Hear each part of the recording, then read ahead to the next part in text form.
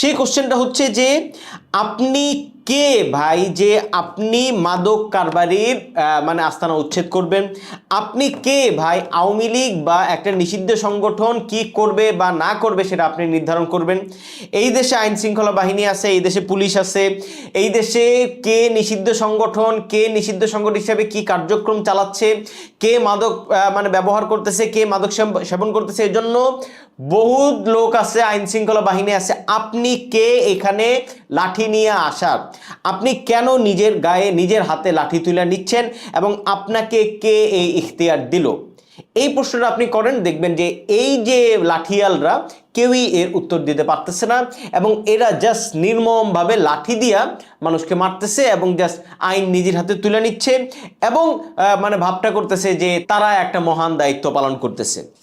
এইটা হইল গিয়া বাংলাদেশের গত এক বছরের রাজনীতির আলটিমেট ফল। এটা হচ্ছে গত এক বছরে বাংলাদেশে যে ইনকিলাব জিন্দাবাদ রাজনীতি তৈরি হয়েছে, এই ইনকিলাব জিন্দাবাদ রাজনীতির একেবারে মর্ম কথা,